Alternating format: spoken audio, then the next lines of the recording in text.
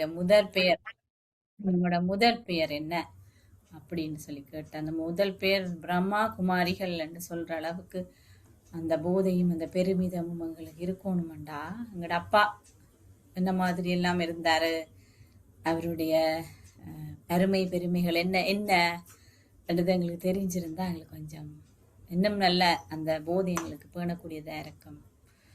அந்த வகையில தான் இதை வந்து இன்னைக்கு நாங்கள் தேர்ந்தெடுத்தது. அப்போ முதலாவது வந்து பிரம்ம பாபா உடைய சிறப்பியல்பில் முக்கியமானதும் பிரதானமானதும் வந்து அவர் வந்து ரொம்ப நம்பிக்கை புத்தியில வச்சிருந்தார். அந்த நம்பிக்கை இருந்ததால கவலையற்ற சக்கரவர்த்தியா இருக்கிறார். பாருங்க இப்படி லேசா படுத்திருக்காருண்டு. அவர் சொல்லுவாரு, அதாவது அந்த ஆதிசேஷன்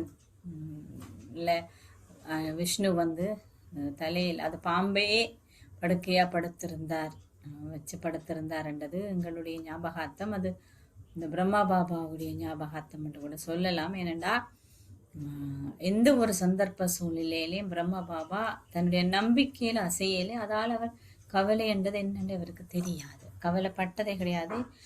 பாபாவும் ஒரே சொல்றாரு, சந்தோஷமா நீங்க இருந்தா இருக்கணும், உங்களோட முகம் மலர்ச்சியா இருக்கணும். அவர்கிட்ட கவலையற்ற தன்மைக்கு காரணம் நம்பிக்கை. பாபா உரை முள்ளியலுங்களுக்கு சொல்லியிருக்கிறார், நீங்க நம்பிக்கை என்ற விஷயத்துல ஆத்மா மற்றும் கடவுள் நாடகம். அப்ப எப்பயுமே தந்தையிலையும் தன்மையிலே நாடகத்திலே முழுமையான நம்பிக்கை உங்களுக்கு இருக்கணும். ஒரு கொஞ்சம் கூட, அதாவது நூலிலே என்று சொல்லப்படுகின்ற ஒரு சின்ன அளவு கூட அந்த நம்பிக்கையில உங்களுக்கு ஒரு சந்தேகம் வரக்கூடாது.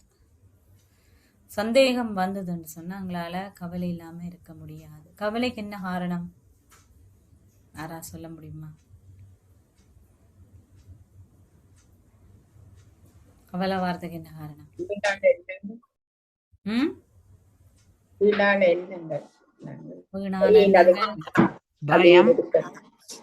என்ன மற்றது ஒரு விதமான பயம், என்ன நடக்குமோ இது நடக்குமோ தெரியாது.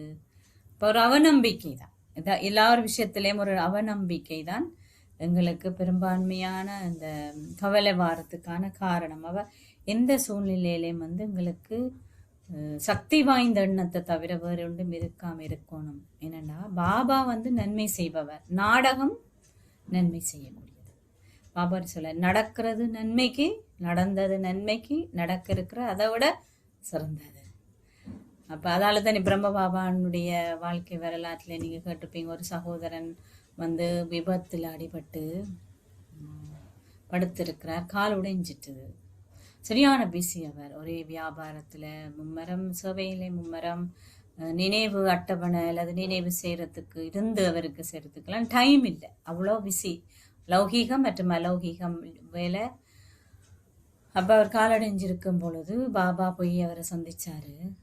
ரொம்ப சர்வீஸபிள் சைல்டு. அப்போ பாபா சந்திச்சு பாபா சொன்னாரு, குழந்தாய் எப்பயுமே நீ எனக்கு முன்னால வந்து ஆட டிரான்ஸ்லேட், அதான் பிரம்ம பாபா நேரத்தில் இருக்கைக்குள்ள முன்னுக்கு ஒட்டி வந்து நாங்கள் பாபா ரொம்ப எட்டி பார்ப்போமே, அப்படி எட்டி பார்த்து பாபா நான் போயிட்டு வரேன்னு சொல்ற மாதிரி எட்டி பார்த்து தான் போவார். இருந்தவருக்கு செய்யறதுக்கு டைம் இல்லை. அப்ப பாபா சொன்னாரு, நீ குழந்தை நீ எப்பயுமே சொல்லுவாய் எனக்கு நேரம் இல்லை பாபா, உங்களோட இருந்து கதைக்கு எனக்கு நேரம் இல்லைன்னு சொல்லுவாய். இப்போ எனக்கு பாபா டைம் கொடுத்துருக்காரு. எதுக்குண்டா என்னோட ரொம்ப ஆழமான உரையாடலை செய்யறதுக்கு. இப்போ கர்ம கணக்கு எல்லாருக்கும் இருக்குதானே, எத்தனை பிறவிக்குரியது, இந்த பிறவில மட்டுமில்லை 63 பிறவிக்குரிய கணக்கு எங்களோட தொடர்ந்து வந்து கொண்டுதான் இருக்குது. அப்ப நாங்க இந்த கணக்கை கழிக்கிறதுக்கு பாபா ஆண்டபடியே பாருங்க இவ்வளவு லேசா எங்களுக்கு எல்லாத்தையுமே செய்யக்கூடிய மாதிரி அல்லது கழிக்கக்கூடிய மாதிரி இருக்குது. அப்ப பாபா சொல்வார், அப்ப அந்த நம்பிக்கை அந்த சந்தர்ப்பத்துல இப்ப நாடகம் அவருக்கு என்ன செய்து நன்மை செய்து என்னதுக்கு, அவர் நினைவிலிருந்து பாபாவுடைய நினைவிலிருந்து தன்னுடைய கர்ம கணக்கை கழிக்கிறது. நிறைய சந்தர்ப்பங்கள் எங்களோட வாழ்க்கையில வரும். நாங்கள் ஒரு நாளும் ஏன் இது நடக்குது என்று கேள்வி எழுப்பக்கூடாது. அப்படி எழுப்பினோம்டா எங்களுக்கு கவலை ஒன்று வருது. எங்களுக்கு என்ன வேணும்டா பாபாட பிள்ளைகளா இருக்கு. பிரம்மா பாபாவுக்கு ஒரு நாளுமே அந்த அவநம்பிக்கை வந்ததே இல்லை. ஏன்னா அவருடைய தெளிவு என்னதுலேண்டா, தான் நிச்சயமாக ஸ்வர்க்கத்துக்கு போத்தான் போறார், இளவரசனாகத்தான் போறார். இந்த விஷயத்திலையும் அதான் நாடகத்திலையும் ஒவ்வொருவரும் தங்கட பாகங்களை சரியான முறையில் நடிக்கணும் என்ற நம்பிக்கையில பாபா பரமாத்மா பாருங்க, கடைசி நேரத்தில் ஒரு பஞ்சம் ஏற்பட்ட சந்தர்ப்ப சூழ்நிலையில கூட பாபா என்ன நடக்க போகுது, வேலைக்கெல்லாம் எப்படி சாப்பாடு கிடைக்கும் யோசிச்சாரா? இல்லையே. அவர் அவர் சொன்னார், லட்சுதாதி வந்து சொன்னா, பாபா கொஞ்சம் கூட ரைஸ் இல்லை, கொஞ்சம் கூட மா இல்லை, எல்லாமே தீர்ந்து போயிட்டுது, முடிஞ்சு போயிட்டுது, இந்த பிள்ளைகளுக்கு எப்படி சாப்பாடு கொடுக்கறதுன்னு கேட்ட உடனே அவ என்ன சொன்னாரு, மேலே இருக்கிறவரெல்லாம் பார்த்துக்கொள்ளுவார், நம்பிக்கை. ஆனால் அதே மாதிரி சரியா 12 மணிக்கு, ஒவ்வொரு நாளும் 12 மணிக்கு நீங்கள் பார்த்துருப்பீங்க, போக்கு வந்து 12:30க்கு சரியா மதுவனத்தில் படைப்பாங்க.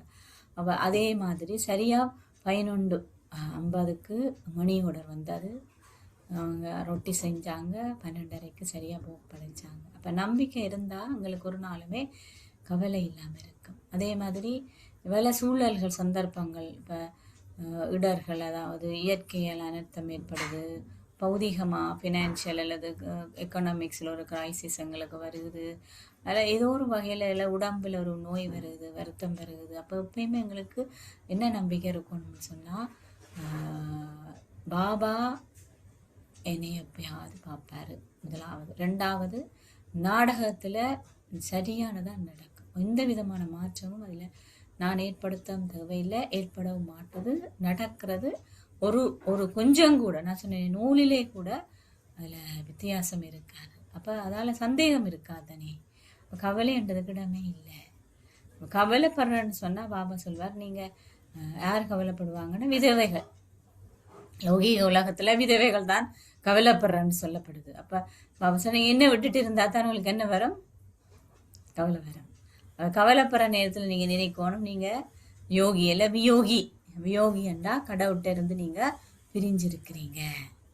அந்த சந்தர்ப்பத்தில் எப்பயுமே நாங்கள் நினைவுபடுத்த வேண்டியது, எனக்கு இந்த 3 விஷயம், நான் ஆத்மா, இது உறுதியானது, நாடகம் வந்து முடிஞ்சு போச்சு, நடந்து போச்சு நன்மைக்கு, மற்றது பாபா புள்ளி என்னோட தான் இருக்கிறாரு, இந்த நம்பிக்கை எப்பயுமே இருந்தால் கவலை இல்லாத சக்கரவர்த்தியாக இருப்பார். பாபா நிறைய சந்தர்ப்பங்கள் சொல்லல, அவர்கிட்ட மகன் அவரை விட்டுட்டு போய்க்கலையே அவர் கவலைப்படையில்லை. ஏன்னா அவருக்கு தெரியும் ஒரு பாகம், இவர் இந்த பாகத்தை தான் நடிக்க போகிறார்.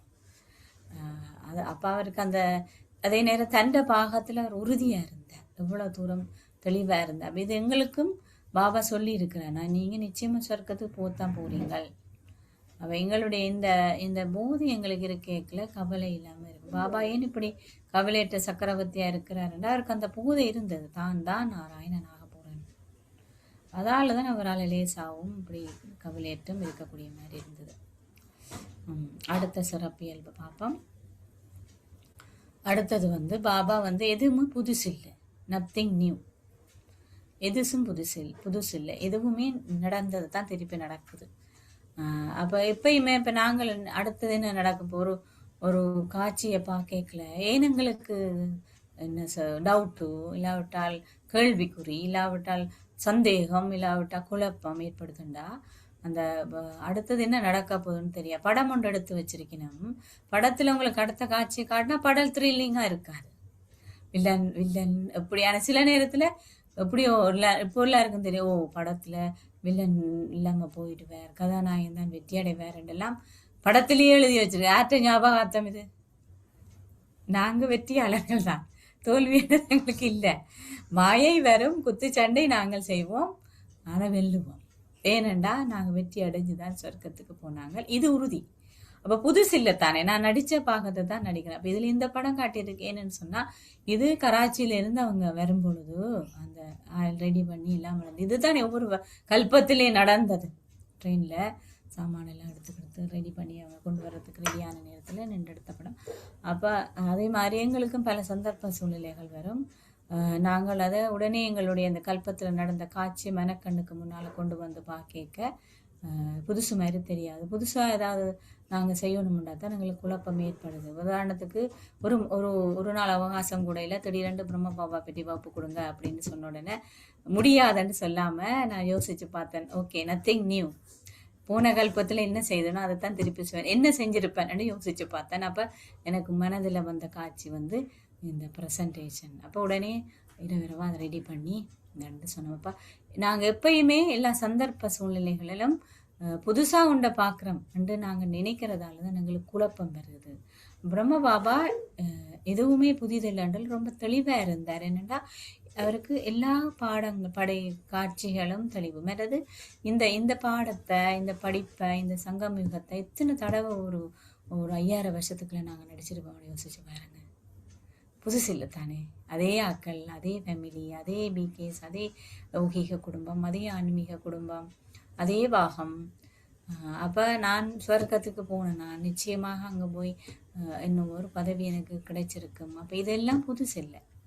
புதுசாக ஒரு பாதையை நாங்கள் போயேக்க தான் இந்த பக்கம் திரும்புறதா அந்த பக்கம் திரும்புறதா ரெண்டு குழப்பம் இருக்குது. நான் போன கல்பத்தில் எந்த பாதையில் போனேன் நான் ரெண்டு யோசித்து பார்க்குற மாதிரி என்னுடைய புத்தியை புதுசாக இல்லை, புதுசான ஒரு விஷயம்தான் எனக்கு ஒரு ஆச்சரியக்குறியை கொண்டு வருது, கேள்வியை கொண்டு வருது. உடனே என்னுடைய மனதை நான் எதில் திருப்பணுமெண்டா, நான் செய்ததை தான் நான் திருப்பி செய்கிறேன். புதுசாக ஒன்றையும் செய்யலை, நத்திங் நியூ, புதுசு எதுவும் இல்லை, நடந்ததான் திருப்பி நடக்குது, இதே பாகம் தான் திருப்பி நடக்கும். ஆனால் அதில் நல்ல விஷயங்களும் அப்படித்தான். அப்போ எது எங்களுக்கு ஏதாவது புதுசாக ஒரு விஷயம் சொல்லப்பட்டதுண்டா, நான் இப்போ என்னென்னு செய்கிறது இதை பிரம்ம பாபா அப்படி ஒரு நாள் எல்லாருமே தயார்படுத்தினார். எப்படி தயார்படுத்தினார்ன்னு சொன்னால், இப்போ இன்றைக்கு நாளைக்கு எங்கேயாவது சேவைக்கு போகணுமெண்டா இப்போ தான் சொல்லுவேன் உடனடியாக. இப்போ ஒரு மணித்தாலம் கூட இருக்காது. இப்போ தாதி சொன்னான், இப்போ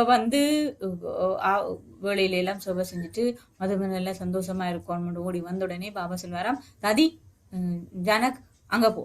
அவள் தாதிக்கு, என்ன பாபா நான் ஒரு மணித்தாலம் கூட ஆகலை, ரிலாக்ஸாக இருப்ப மாட்டேன் நினைச்சேன், இவர் இப்படி செய்கிறார் அப்படின்னு சொல்லி யோசிச்சாவ. இந்த எண்ணத்தை கண்டுடனே பாபா சொன்னார், நீ ஃபெயில். ஏனண்டா போன கல்பத்தில் இதைத்தான் நீங்கள் செய்தீங்க. எதுவும் புதுசு இல்லை. புதுசாக நாங்கள் ஒரு விஷயத்தை செய்யல தான் நாங்கள் யோசிக்கணும். மற்றது நாங்கள்லாம் சுவர்க்கத்தில் எல்லா வகையான கலைகளும் நிறைந்தவர்களாகத்தான் இருந்தோம். அப்போ எங்களுடைய 16 கலை நாங்கள் நிரம்பினாங்க. அது வீதாசாரம் இருக்குது, பெர்சன்டேஜ் வைஸ் குறைவாக இருக்கும், அதுக்கேற்ற மாதிரி அந்தஸ்து கிடைக்கும். ஆனால் எல்லாம் எங்களுக்கு தெரியும்.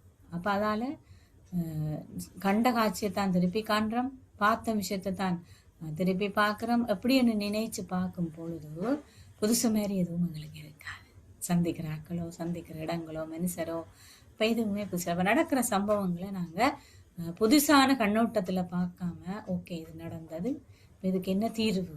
அப்போ எப்பயுமே தீர்வை நோக்கிய பாதை எங்களுக்கு அது ரொம்பவும் லேசாக இருக்கும். அப்போ பிரம்ம பாபாவும் அப்படித்தான், எதையுமே புதுசாக அவர் நினைக்கல. அவர் யோசிச்சு பாருங்க, அவராவது எங்களுக்கு உதாரணமாக இருக்கிறார். ஆனால் எங்களுக்கு அதை பார்த்தாவது படிக்கக்கூடிய மாதிரி இருக்கு. ஆனால் அவருக்கு யாருமே புதுசானாக்கள் இருக்கேனே, தானே எல்லாத்தையுமே திட்டம் போட்டு தானே எல்லாத்தையுமே செய்ய வேண்டியது. அப்போ அவருக்கு நத்திங் நியூ, புதுசாக எதுவுமே இருக்கே இல்லை. அடுத்த விஷயம் 3வது, எப்பயுமே நஷ்டமோகா சிமிர்த்தி லப்தா என்பது கீதையிலே சொல்லப்பட்டிருக்கிற 18வது அத்தியாயம், கடைசி அத்தியாயம். நஷ்டமோகம் என்பது எங்களுடைய பற்றிலிருந்து விடுபடுறது. மோகம் என்ற பற்றிலிருந்து நாங்கள் விடுபடுறது. எங்களுடைய உடல் மற்றும் உறவினர். அப்போ நான் எனக்கு உறவினர்ல இருந்து நான் விடுபட்டிருக்கிறேன்னா, அந்த உடம்பு எனக்கு விடுபட்டிருக்கிறேன்னா, ஒரு சந்தர்ப்ப சூழ்நிலையில் வரும்பொழுது எனக்கு விளங்குது. அப்போ இந்த விடுபட்ட நிலையை நான் அடியணுமெண்டா, பிரம்ம பாபா என்ன செய்தார், அடிக்கடி தான் ஒரு ஆத்மான்னு எல்லாரையுமே பார்த்தாரு, தானும் பயிற்சி செஞ்சார், ஆழமான பயிற்சி, டைரியெல்லாம் எழுதினார். அப்போ இப்பையும் கூட இந்த நஷ்டமோகா, இந்த விடுதலையான இந்த அவ்வியக் சமிச்சை, இந்த மாசத்துக்குரிய அவ்வியக் சமிச்சை உங்களுக்கு எல்லாருக்கும் தெரியும், பந்தனங்களிலிருந்து விடுபடுது.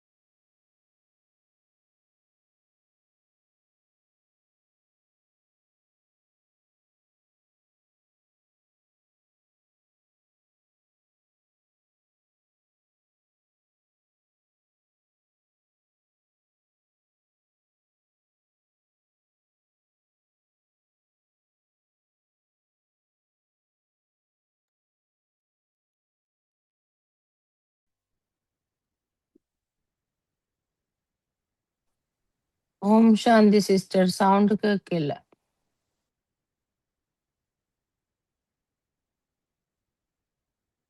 நிலைக்கு பாபா என்ன செய்தார் என்று சொன்னா நிறைய ஆழமான பயிற்சி செய்தார். இப்ப உங்களுக்கு கொடுக்கப்பட்டிருக்கிற இந்த திலாரம்பத்தையும் அதைத்தான் சொல்லுது. என்னன்னா அடிக்கடி நாங்க எங்களுடைய புத்திய எங்களுடைய உண்மையான நிலை, நான் எப்படி இருந்தேன், நான் எப்படி இருந்த நான் இந்த உணர்வுகள் எங்களுடைய மனதில் கொண்டு வரும் பொழுது இந்த பௌதீகமய இந்த இப்ப நாங்க இந்த பிறவி ஒரு பிறவியில தான் யோசிச்சு பாருங்க, உங்களோட மனக்கண்ணில் கற்பனை செஞ்சு பாருங்க. 84 பிறவியிலையும் உறவினரை விட்டுட்டு தான் வந்தனாங்க. எத்தனை அம்மா இருந்திருப்பாங்க, எத்தனை அப்பா இருந்திருப்பாங்க, எத்தனை ஹஸ்பண்ட் இருந்திருப்பாங்க, எத்தனை பிள்ளைகள் இருந்திருப்பாங்க, எத்தனை பேர பிள்ளைகள் இருந்திருப்பாங்க.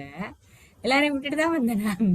இப்ப இந்த பிறவில வந்தா என்ன சொல்லிட்டு இருக்கேன். ஆனா ஒவ்வொரு பிறவிலையும் விட்டுதான் வந்தா சுவர்க்கத்திலையும் இதுதான் செய்ய போறேன். என்ன அறியாமலே நான் அடுத்த பிறவிக்கு போத்தான் போறேன். ஆனா அது ஒரு தடவை எனக்கு சொல்லல, நீ விட்டுட்டு தான் வரணும், விட்டுட்டு தான் இயல்பு என்ன விட்டுட்டு தான் போறேன். அப்ப எனக்கு இந்த அதை விட்டுட்டு போறேன்னு அந்த இயல்பான முறையில பாபா சிலர் எப்படி அதை விடுபடணும்டா, பட்டர்ல இருந்து நீங்க தலைமுடி எடுக்கிற மாதிரி உங்களுடைய அந்த விடுபட்ட நிலை இருக்கணும்னு சொன்னா அதுக்கு பயிற்சி தேவை. ஒருத்தருக்கு லேசா ஒரு விஷயத்த எப்படி செய்ய முடியுமாட்டா பிராக்டிஸ்ல தான் வரும். ஒரு ஆள் வண்டி ஓட்டுறதோ அல்ல சமையலோ அது நெடுக செய்தவருக்கு இதெல்லாம் லேசான ஒற்றை கையால வண்டி ஓட்டிக்கொண்டு ஒற்றை கையால ஆப்ரேட் பண்ணுவான் சிஸ்டர். ஏன்னா பழக்கப்பட்டு இருக்கு. அப்படி லேசா எல்லாத்தையுமே செய்யறதுக்கு எங்களுக்கு பயிற்சி தேவைப்படுது. அப்ப இதே மாதிரி எங்களுடைய நாளாந்த வாழ்க்கையில இந்த நாங்க நினைக்கிறது பற்றில இருந்து விடுபடுறது ரொம்ப கஷ்டமான ஒரு விஷயம். நான் நினைக்காம இந்த உலகத்துல எதையுமே அடைய முடியாது. ஏன்னடா எனக்கு எது வேணும், என்னுடைய இலட்சியம் என்னுடைய மனசுல எப்பயுமே என்னுடைய மெனக்கல்ல ஒரு படிக்கிற மாணவருக்கு தன்னை இலட்சியம் தெரியணும், என்னத்தை நான் அடையணும்.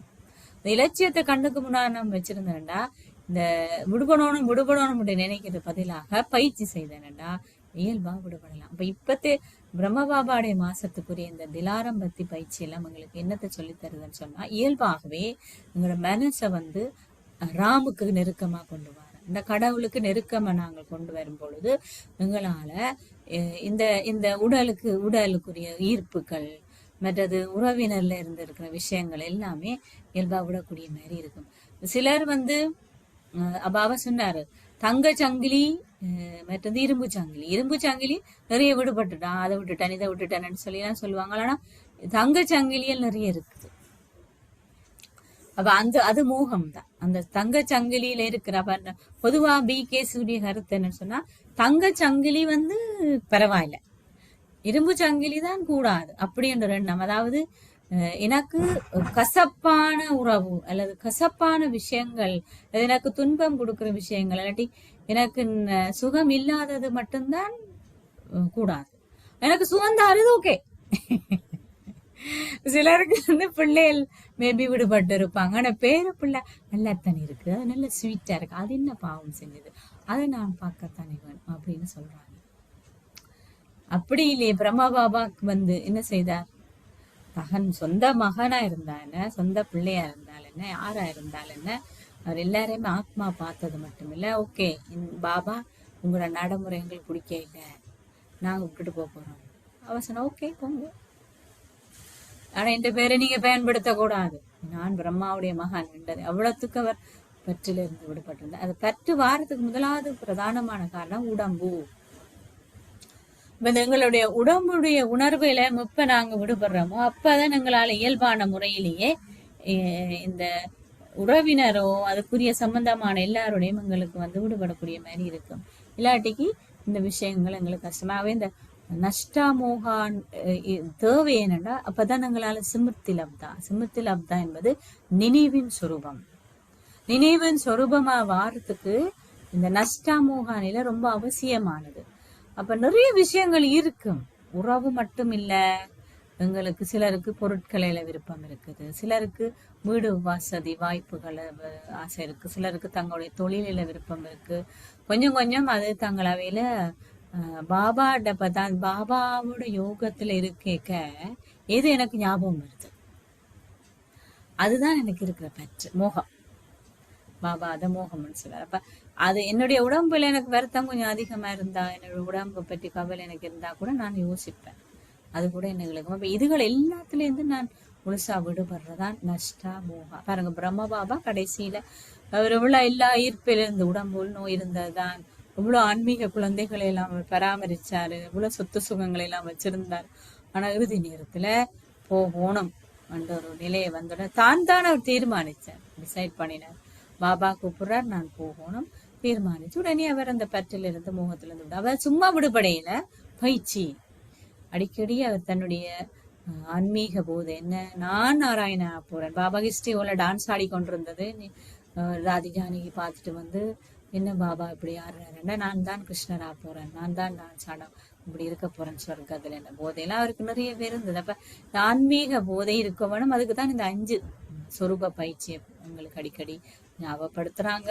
அதே நேரம் எங்களுக்கு வந்து இந்த மாதிரி நான் வந்து இப்படி என்னுடைய ஆதியான நிலை ஆத்மா மேல பரந்தாமத்துல அனைத்து சுகங்களையும் அனுபவம் செய்யற இந்த அதீந்திரிய சுகம் அப்படி இருக்கேக்க மோகம் எல்லாம் ஒரு பெரிய விஷயமா இருக்கு. அதிலே சாவே பாபா சொல்ற மாதிரி இந்த பட்டால இந்த முடி எடுக்கிற மாதிரி எங்கள்ட்ட இருந்து விடுபடக்கூடிய மாதிரி இருக்கும். ஆனா நாங்க மறக்க கூடாது என்னன்னா, நான் நினைக்காம எதையுமே செய்யலாம்.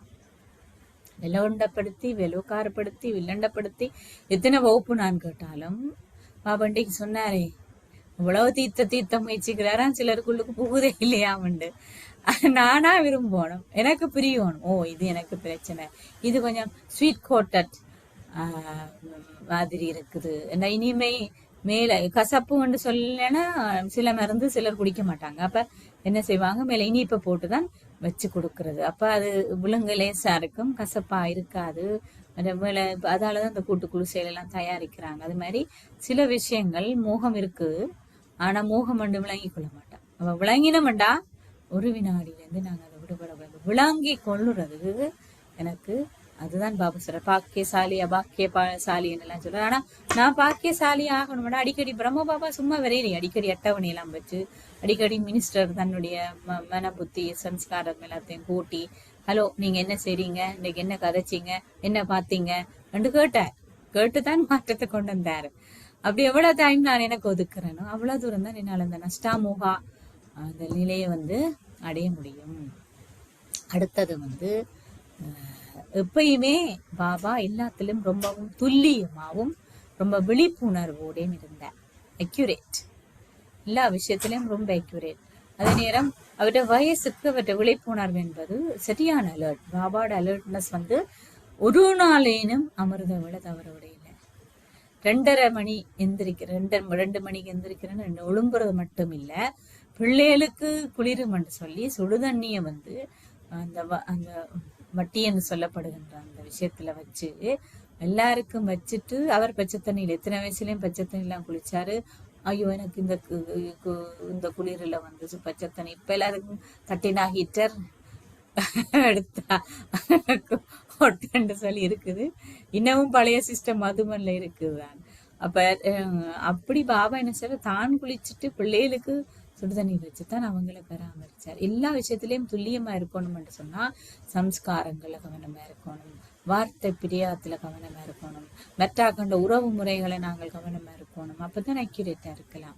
யாரெல்லாம் சரியான துல்லியமா விழிப்புணர்வா இருக்கணுமோ அவையெல்லாம் உலக சேவைக்கு பாபா கட்டாயம் பயன்படுத்துவாருண்டா அவருடைய தேவை இருக்குது. துல்லியமானால் துல்லியமாண்டா எல்லா மரியாதை கோட்பாடையும் ஸ்ரீமத்தையும் துல்லியமா கடைபிடிக்கிறது. பாபா அடிக்கடி இப்ப கொஞ்ச நாளாவே முரளியில ஸ்ரீமத் ஸ்ரீமத் ஸ்ரீமத், நீங்க ஸ்ரீமத்தை கடைப்பிடிங்கோ, இந்த ரதத்தை பற்றி இல்லாம பிரம்ம பாபா உயிரோட இருக்கேக்கல ஸ்ரீமத். அப்ப எல்லாருக்கும் ஒரு சந்தேகம், யாரு ஸ்ரீமத் கொடுக்குறா? பாபாவோட முரளியில ஸ்ரீமத் இருக்குது, ஆனா இன்னும் சந்தேகம் எங்களுக்கு கிளாரிஃபை பண்றதுக்கு துல்லியமா ஸ்ரீமத்தை அப்படி கடைப்பிடிக்கிறாட்டதான் நாங்க ஸ்ரீமத் கேட்கலாம். துல்லியமா கடைப்பிடிக்கிறதாலோட நாங்க ஸ்ரீமத் கேட்க முடியாது. அப்ப இப்படி ஆக்கள் பாபா வச்சிருக்காரு, பொறுப்பா வச்சிருக்காரு.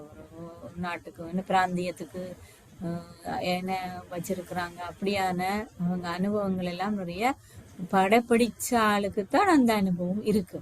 அப்ப அதுதான் விழிப்புணர்வோட எப்பயுமே நான் விழிப்பா இருக்கணும். என்னடா நான் ஒரு படையணி, எந்த நேரம் எதிரி வந்து தாக்கிடுவாருன்னு சொல்லி எப்பயுமே போர் வீரர்களை வந்து அலர்ட் பண்ணி வைப்பாங்க. இந்தா காவல் படை இருக்குது, யாரும் எதிரி வந்து உங்களை தாக்கக்கூடாது. அப்படி அவர் தற்செயலே ஒரு சந்தர்ப்பத்துல அவர் தூங்கிட்டாருன்னு சொல்லி அவர் பதவியில இருந்து நீக்கிடுவாங்க தெரியுமா, வச்சிருக்க மாட்டாங்க. செக்யூரிட்டி போர்ஸ்ன்னா ரொம்ப பாதுகாப்பு கொடுக்கணும். இப்ப நானும் வந்து இந்த இந்த பிராமண வாழ்க்கையில வந்து என்னுடைய பலவீனம் என்ன, ரெண்டு விழிப்புணர்வு எனக்கு மெட்டாக்களை பற்றியும் எனக்கு அக்கறை இல்லை. அக்கறை இல்லைன்றது பதிலாக கவனம் எடுத்த வேண்டியது. நான் முதல் என்னில்தான் கவனம் செலுத்தணும். வண்டிக்கு நேற்றும் சொன்னார், அவதானம் அவசியம். இது முக்கியமான வசனம். அவதானம் அவசியம் என்றா விழிப்புணர்வு. நான் என்ன செய்யறேன், என்ன வார்த்தை கதைக்கிறேன், என்ன செய்து கொண்டிருக்கிறேன், என்ற புத்தி எங்க போகுது அடிக்கடி, நான் யாரை நினைவு செய்யறேன், நான் செய்யறதெல்லாம் சரியா, இந்த டைம் சங்கமத்துல பிரயோசனமான முறையில பயன்படுத்துறேனா, நான் வேஸ்ட் பண்றேன்டா ஏன் வேஸ்ட் பண்ணி கொண்டிருக்கிறேன், எதுக்காக நான் வேஸ்ட் பண்ணி கொண்டிருக்கிறேன், சந்தோஷம் இல்லாம இருக்கேன், என்ன காரணம். அப்ப விழிப்புணர்வு எங்களுக்கு தேவை. விழிப்புணர்வு இல்லாத ஆள் வந்து என்ன சொல்ற, எல்லாத்துலயுமே ஒரு அசட்டேனமா, ஒரு கவனீனமா, ஒரு என்ன பரவாயில்ல செஞ்சா பரவாயில்ல, செல்லியாட்டி பரவாயில்ல, ஏதாவது பணியை பொறுப்பு கொடுத்தா அது சரியான முறையில் செய்யாட்டி அடுத்த தரம் அவங்க அந்த ஆளுக்கு பொறுப்பு கொடுக்க யாருமே யோசிக்க மாட்டாங்க. யோசிப்பாங்க ரெண்டாம் தனி இவர் சரியா செய்வாரோ இல்லையோ. ஆபீஸ்னாலும் அப்படித்தான், அதே மாதிரி ஆன்மீக ரீதியிலும் அப்படித்தான். கொஞ்சம் கவனமா இருக்கணும், அப்ப இவர்கிட்ட கொடுக்கலாமா இல்லையான்னு தானே யோசிப்பாங்க. பாபா உலகத்தை மாத்திர பொறுப்பே எங்களுக்கு தாராரு. உலகத்தின் அடிவேர்ல நீங்க தான் இருக்கிறீங்க. நீங்க என்ன மாதிரி அதே மட்டும் இல்ல, உங்களுடைய நினைவு சங்கமத்துல நீங்க செய்யற எல்லாம் கோயில்ல வழிபடப்பட போகுது, ஆலயத்துல கும்பிட போறாங்க. நீங்க உங்களுடைய மாற்றம் சரியா வரையில ஓகே, மூக்கு சொத்தியா சிலை வச்சு கும்பிட போயினா நீங்க சரியா மாற முதல்ல அந்த சிலை வந்து வழிபட வர நிலையில அப்ப மூலஸ்தானத்துல வைக்க இயலாது, வெளியில தான் வைக்க முடியும். சொத்து சிலையே மூலஸ்தானத்துல ஒரு நாள் வைக்க இயலாது. இதுல என்னன்னா துல்லியம் ரொம்ப அவசியம். விளங்குதுப்பா, கோயில்லையே பெர்ஃபெக்ஷனை பாக்குறீங்க. எந்த முழுமையா கும்பிடுற ஒரு ஆலயத்துல எல்லாம் துல்லியமா இருக்கணும். உங்களுக்கு தெரியும், 6 காலம் நல்லூர் கோயில் இருக்குல்லோ, இங்க யாழ்ப்பாணத்துல இருக்க நல்லூர் கோயில்ல வந்து நீங்க 6 மணிக்கு 5 நிமிஷம் பிந்தி போனாலும் போயலாம், பூட்டும். 5 மினிட்ஸ் முதல்ல ஐய பூட்டிட்டு போயிட்டு அது ஜனாதிபதி கூட போய் பார்த்தாரு திறக்க. யார்கிட்ட ஞாபகாத்தம், பாபாட பிள்ளைகள் பாருங்க எவ்வளவு துல்லியமா பக்தியிலே அவங்க செய்யறாங்கண்டா, எவ்வளவு துல்லியமா நாங்க ஞானத்துல இருக்கோம். ஆனா அந்த விழிப்புணர்வு எங்களுக்கு இல்ல. சின்ன ஒவ்வொரு சின்ன விஷயத்திலயும் பிறகு செய்யலாம், அப்புறமா செய்யலாம், இன்றைக்குத்தான் எனக்கு அமிர்த வேலைக்கு இப்படியாச்சு, நாளைக்கு நான் கவனம் செலுத்துறேன், இப்படி எல்லாம் நான் சொல்லிட்டு இருந்தேன்னா நான் என்னுடைய ஞாபகத்தை உருவாக்க முடியும் சரியான முறையில. அது மட்டும் இல்ல, இந்த கல்பத்துல நாங்க செய்யறதுதான் எல்லாரும் பார்த்து செய்ய போறாங்க. அந்த விழிப்புணர்வு பிரம்ம பாபாக்கு இருந்தது. நான் இதை செய்யறேனோ அதைத்தான் மற்றவங்க செய்வேன். அப்ப நீங்க நினைக்கலாம் நான் செய்யறது என்ன பார்த்து கொண்டா இருக்கிறாங்க. இல்ல, சிவரும் கேக்குது, சூழலும் கேக்குது, எல்லாமே கேக்குது. நாங்க ஷோகேஸ்ல தான் இருக்கிறோம். நாங்க என்னத்தை செய்யறோமோ அதை மற்றவன் நிச்சயமா செய்வாங்க. நீங்கள் வேணுமெண்டா 100 நல்லது செய்யலாம், ஆனா ஒரு தவறு செய்து பாருங்க, அந்த தவறு எல்லாரும் கடைபிடிப்பாங்க. இது துவாபர யுகத்துல சங்கமத்துல தொடங்கி துவாபர யுகத்துல இருந்து அப்படியே தொடர்ந்து வந்த ஒரு விஷயம். எங்களையேதான் ஃபாலோ பண்ணிட்டு இருக்கணும் எல்லாத்துலயும். அதாலதான் நீ பாபா இப்ப சொல்றா, நீங்க திருந்துங்க, நீங்க மாற்றத்தை கொண்டு வாங்க. ஏன்னா நாங்க தான் அத்திவாரம் அடிவேரா இருக்கிறோமே. இந்த விருட்சத்தின் நீங்க யோகத்துல நீங்க செய்திருப்பீங்க, நான் கல்ப விருட்சத்தின் விதியா இருக்கிறேன். இப்ப கல்ப விருட்சத்துல இருக்கிற நான் வந்து எப்பயுமே விழிப்புணர்வோட துல்லியமா இதை செய்தாதான் மற்ற உலகத்துல இருக்கிற எல்லாருக்கும் அதை வந்து என்னால சரியான முறையில வந்து பரப்ப முடியும். அடுத்த விஷயம், அடுத்த சிறப்பியல்பு பிரம்ம பாபாட எப்பயும் வந்து கருவி மற்றும் பணிவு. நான் ஒரு கருவி, எவ்வளவு தூரம் அவர் கருவி என்ற உணர்வு இருந்தா அதே அளவு பணிவாம் இருந்தார். கருவி என்றா என்னத்தை நான் செய்தாலும் என்ன கொண்டுச்சு பாபா தான் செய்வீங்க. இன்ஸ்ட்ருமெண்டா ஒரு ஒரு ஒரு கருவி, அதாவது ஒரு குராடு ஒன்று இருக்குது. குரடை யார் பயன்படுத்துறாரோ அவர் தான் அந்த குரடை எப்படி வேணுமோ அப்படித்தான் பயன்படுத்தணும். குரடை வந்து சில நேரம் நட்டு திறக்கிறதுக்கும் பயன்படுத்தினோம், கம்பியில வெட்டுறதுக்கும் பயன்படுத்துவினோம், அதே நேரம் வேற சில நேரம் திறக்கிறதுக்கும் பயன்படுத்தினோம். ஆனா அந்த பயன்படுத்துறவர் எதுக்கு பயன்படுத்துறாருன்றதுக்கு தான் அதுக்கு பெருமை இருக்கு. இதே குறடு ஒரு குறடு மொட்டையா இருந்தா கத்தரிக்குள்ளாலையும் பட்டுற காலங்கள் இருக்குதானே.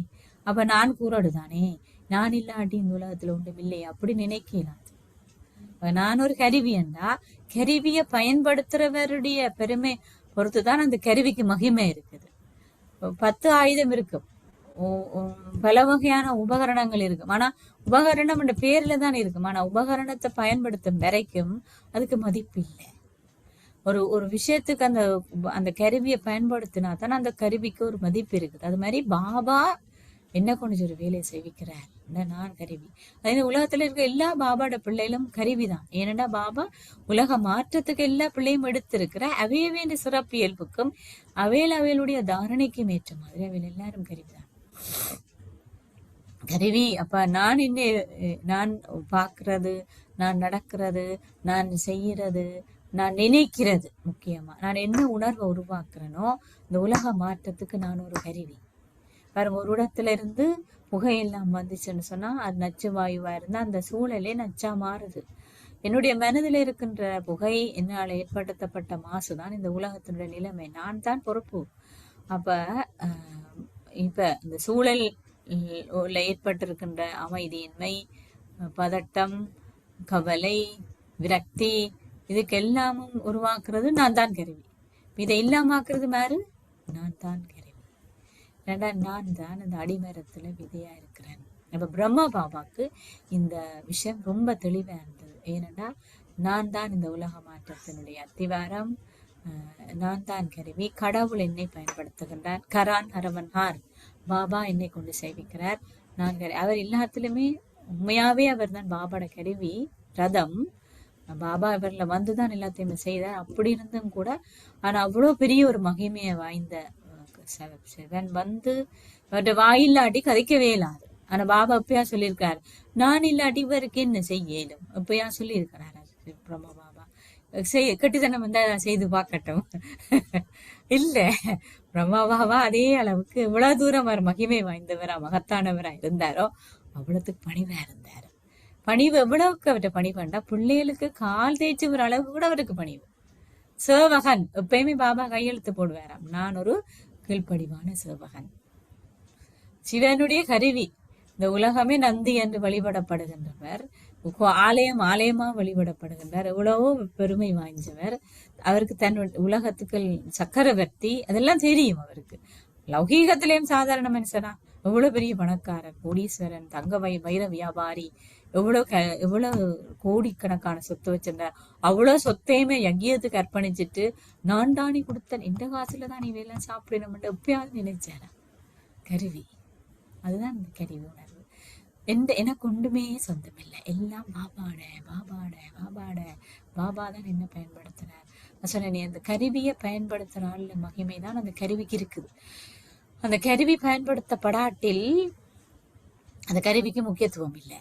அப்ப அது குரடா இருந்தால் என்ன, ஸ்க்ரூ டிரைவரா இருந்தால் என்ன, கத்தியா இருந்தால் என்ன அது இன்ஸ்ட்ருமெண்ட்ஸ். அதே மாதிரி வயலினா இருந்தால் என்ன, புல்லாங்குழலா இருந்தால் என்ன, அது இசை எப்ப கேட்கும்? சும்மா படிக்குமா? அதை வாசிக்கிறவ சரியான முறையில் வாசிச்சாதான் அந்த மெலடியில ஒரு சந்தோஷமும் ஒரு இனிமையும் அதுக்கு மதிப்பும் இருக்குது. பாபா என்னை எப்படி பயன்படுத்துறாரு அதுதான் நான். அப்ப நான் என்ன பயன்படுத்தக்கூடிய மாதிரி என்னுடைய புத்திய பாபா டச் பண்ணக்கூடிய பணிவு எனக்கு இருக்கும். எனக்கு எனக்கு எனக்கு இது தெரியும், எனக்கு அது தெரியும். சில கொஞ்ச காலம் போக்குல நிறைய ஞான கருத்துக்களை பாபாட பிள்ளைகள் படிப்பாங்க, நிறைய விஷயங்கள் தெரிய வந்துடும். அப்பாவை நினைக்கிறது எனக்கு தெரியும், எனக்கு தெரியும், எனக்கு தெரியும். ஆனா அப்படி நான் எனக்கு தெரியுமென்று நினைக்கிற நேரத்துல எப்படி பாபா உங்களோட புத்தியை பயன்படுத்தணும்? நான் என்னுடைய புத்தியை தான் பயன்படுத்துறதுக்கு யோசிப்பேன். அப்ப பாபா என்னை பயன்படுத்த முடியாது. அப்ப கரான் ஹரவன்ஹார் பாபா, செய்பவர் அவரே, செய்விப்பவரும் அவரே. அவர் தான் என்னை யூஸ் பண்றார். அப்ப இப்படி எனக்கு ஒரு உணர்வு இருந்தா நான் எப்பயுமே எல்லா சந்தர்ப்பத்திலும், முக்கியமா என்னுடைய வார்த்தைகள், என்னுடைய செயல்பாடுல பணிவா இருக்கும். அப்ப பணிவு பிரம்ம பாபாவுடைய முக்கியத்துவமே, அவர் மகத்தானதுக்கு வந்ததுக்கு இவ்வளவு பாபா அவரை தேர்ந்தெடுத்த காரணமே அவருடைய பணிவு. எந்த டைம்ல எந்த பணி வேணுமோ அந்த டைம்ல அந்த பணிக்கு அவர் செய்வார். அவர் டொய்லெட் கிளீன் பண்ணணுமா, அந்த நேரத்துல டாய்லெட் இப்படியெல்லாம் கிடங்கு வெட்டி இப்படியெல்லாம் இல்லை தானே, வாளி சிஸ்டம். அப்போ வாளிக்குள்ள தான் டொய்லெட் வந்து இருக்கும். அதுக்கு எடுத்துக்கொண்டே வந்து முந்தைய பழைய காலத்தில் சொல்லுவாங்க, அந்த குளத்தை செந்தாக்கள் அப்படியே அவங்க கொண்டே க்ளீன் பண்ணுறேன்லாம் சொல்லப்படும். ஆனால் நிறைஞ்சிட்டுது கிடங்கு, அவை வேற மட்டும் பார்த்து கொண்டு இருக்கலாம். அது யக்கியத்தில் அவசரம் ஒன்று இருக்குது. அப்போ பாபா என்ன செஞ்சார், தானே டொய்லெட் கிடங்குல இறங்கி அந்த டொய்லெட் வாளியெல்லாம் எடுத்து கொண்டு போய் சுத்தப்படுத்துறார். அதே மாதிரி கானன்னு சொல்லுவாங்க, தண்ணியில் அழுக்கு குப்பைகள் எல்லாம் போகிற அந்த கால்வாய், கானன்னு சொல்லுவோம். அந்த கால்வாய் எல்லாம் கூட பாபா தான் ரங்கி நின்று கழுவுவார். பிள்ளைகளுக்கும் இதெல்லாம், தாதிமாருக்கும் கூட இதுகள் எல்லாத்துலேயுமே அவர் ட்ரைனிங் கொடுத்தார். எந்த ஒரு சந்தர்ப்பத்திலையுமே அவர் பணிவா இருக்கிறார். எல்லாருக்குமே அவர் கடவுளுடைய அறிவுன்னு தெரிஞ்சாலும் கூட நான் சொல்றேன் அப்படி சொன்னதே இல்லை. சொல்லலாம் ஏன்னா அவர் தானே கடவுளுடைய கருவி, நான் சொல்றேன் நீங்க கேட்கணும் பாபா இப்பயா சொல்லியிருக்காரு முறையில். இல்லை ஒரு நாளும் இல்லை. அவ்வளோ பணிவு, வார்த்தைகள், செயற்பாடு, அவருடைய பார்வை, கனிவான பார்வை, கருணையான பார்வை. பணிவுன்னா கருணையான பார்வை. கருணை இல்லாட்டி அந்த ஆளையில பணிவு இருக்காது. அதுக்கெல்லாம் அன்பு இருக்கணும். அதே நேரம் அதிக அளவு எதுவும் இருக்கலாது. அதாவது இந்த இன்ஸ்ட்ருமெண்ட் நம்ம கருவின்னு சொன்னா மேல யார் இயக்குறாரு அவர் சொல்றபடி மாஸ்டர் என்ன சொல்றாரு அதை செய்யறது. அவ்வளவுக்கு அவர்கிட்ட அந்த பலம் இருந்தது. அடுத்தது நினைக்கிறேன் அப்ப 6வது சிறப்பியல்பு நாங்கள் பார்த்து கொண்டிருக்கிறோம். கம்பீரம் மற்றும் எளிமை. கம்பீரம் என்பது அரசனுடைய சுபாவம். எளிமை என்றாக்கள் பொதுவாக நினைக்கிறது, ஓகே இந்த எளிமையை கடைப்பிடிக்கணும்னு காந்திஜி வந்து கையால் நெய்த்தறியால் அந்த தைச்ச அல்லது நெய்த ஆடைகளை உடுத்தினார். வெளிநாட்டுக்காரோட ப்ரொடக்ட்ஸ் எல்லாம் கூடாதுன்னு சொல்லி எல்லாம் செய்தாருன்றது லௌகீகத்தில் நாங்கள் பார்த்துருக்கோம். எளிமையண்டா ஆடை மட்டுமல்ல, உணவுகள் மட்டுமல்ல, சிந்தனையில வந்து இந்த குழப்பம், கணக்க யோசனை ஒன்றுமே இருக்கக்கூடாது. ரொம்பவும் எளிமையான முறையில், அதாவது கலப்படம் இல்லாம சாதாரணமான முறையில எண்ணங்கள் உருவாக்குற எளிமை என்றா இன்னொரு வார்த்தையில சொன்னா தூய்மை என்று சொல்லலாம். எளிமையா இருக்கிறவர் வந்து தூய்மையை கொண்டிருப்பார், எண்ணங்கள், வார்த்தைகள், செயலில். தூய்மையின்மை பாபா தூய்மையை பற்றி வியக்த மொழியில உங்களுக்கு விளக்கம் கொடுத்திருக்கிறாரு. வீணான எண்ணம் இருக்கக்கூடாது, எதிர்முகமான எண்ணம் இருக்கக்கூடாது, மற்றது எந்த விஷயத்தையுமே கணக்க சொல்லக்கூடாது. சிம்பிளா எளிமையா ஒரு வசனத்துல சொல்லி நாங்க அதை முடிக்கக்கூடிய மாதிரி எந்த விரிவாக்கத்தையும் ரொம்ப சுருக்கத்துக்கு கொண்டு வரணும். அதுதான் எளிமை. கம்பீரத்தன்மை என்பது அரசனுக்குரிய சுபாவம். அரசன் என்ன செய்வார், லௌகீகமா நாங்க பார்த்துக்கோம், பொருட்களை கொடுத்தா தண்டை கையால வாங்க மாட்டார், மற்ற சேவகரோ மற்றாக்களோ வாங்குறப்ப. கம்பீரம் கொண்டிருக்கிறவர்னு சொன்னா குப்பையை அவர் எடுக்கக்கூடாது. பிரம்ம பாபா எந்த ஒரு சந்தர்ப்பத்திலையுமே சாப்பாடு இருந்தால் என்ன இல்லாட்டி என்ன, இவ்வளவு குழப்பம் இருந்தது, இவ்வளவு அவர் அவதூறு செய்தாங்க, கொல்ல வந்தாங்க, ஆனா எப்பயுமே கம்பீரமா சந்தோஷமா இருந்தார். அவருடைய ராஜரீகத்தன்மை ஒரு நாளும் மாறையில.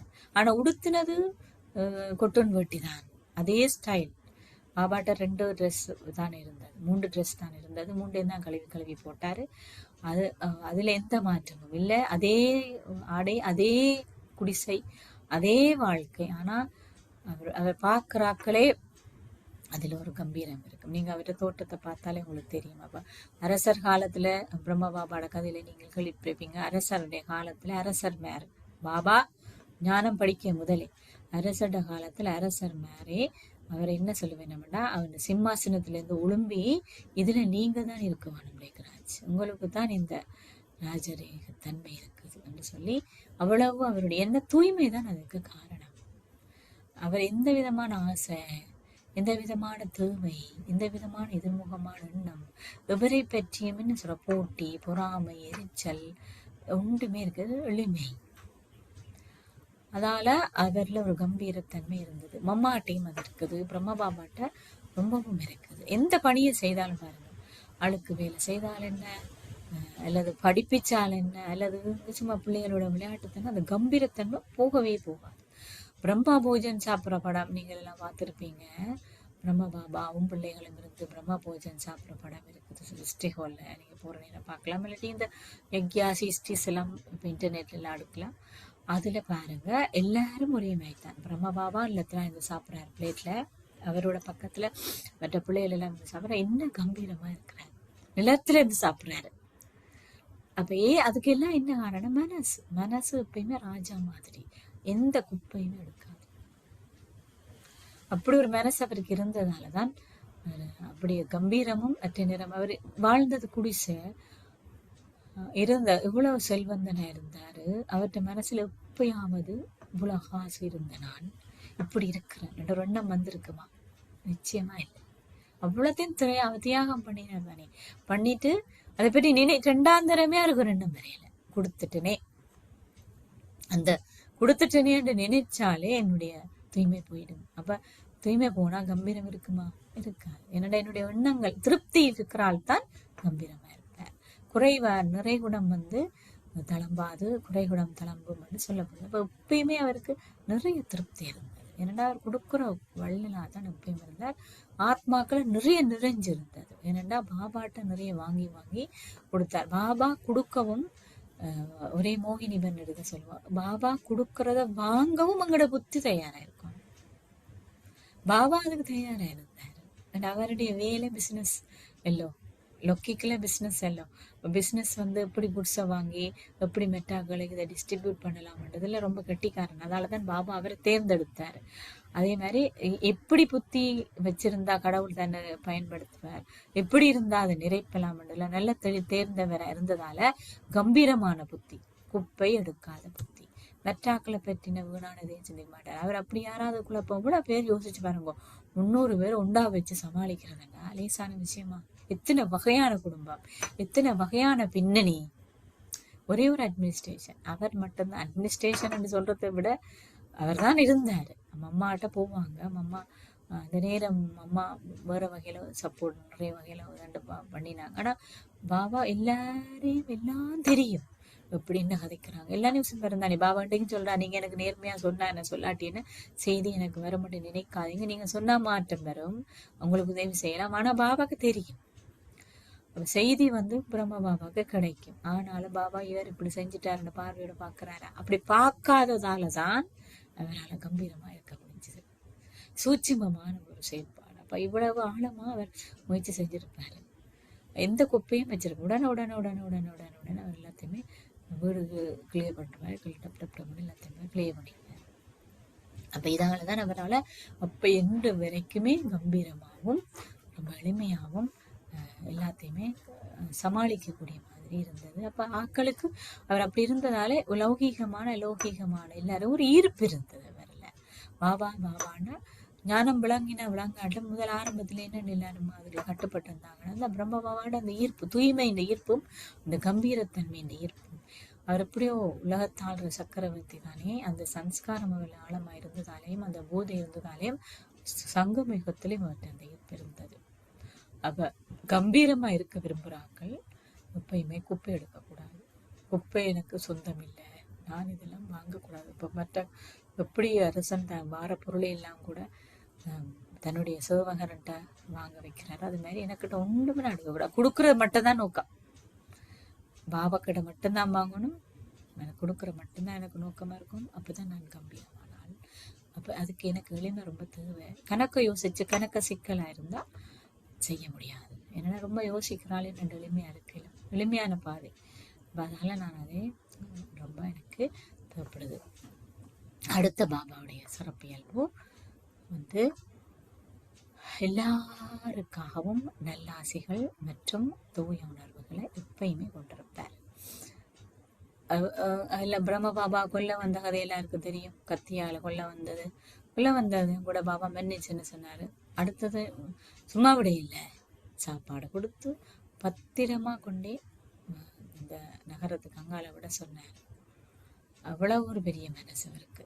அப்ப எல்லாரிலும் நல்லாசை தூய உணர்வுன்னா பாபா சொல்லுவார், நீங்க என்ன அவமதிச்சீங்க, நான் உங்களுக்கு பக்தியில சிபாபா சொல்லுவேன், நீங்க என்ன அவமதிச்சீங்க, ஆனா நான் நீங்க வாங்க வாங்க தூய்மையாக்க வாங்கன்னு கூப்பிட்டவங்கள நீங்க என்ன அவமதிச்சாலும் கூட கல்லில இருக்கிறீங்க, முள்ளில இருக்கிறீங்க, நாயில இருக்கிறீங்க, பெயில இருக்கிறீங்கன்னு எல்லாம் சொல்லி என்ன கூப்பிட்டாலும் கூட நீங்க துன்பப்படைக்க, நீங்க அழைக்க நான் வந்திருக்கிறேனுங்க தூய்மையற்ற தூய்மையற்ற உலகத்துல, தூய்மையற்ற இடத்துல, என்னன்னா நீங்க கூப்பிட்டதால.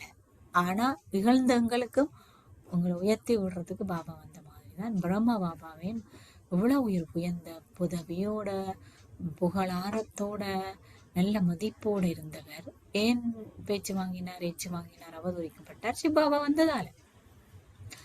சாதாரணமான அவதூறு இல்லை.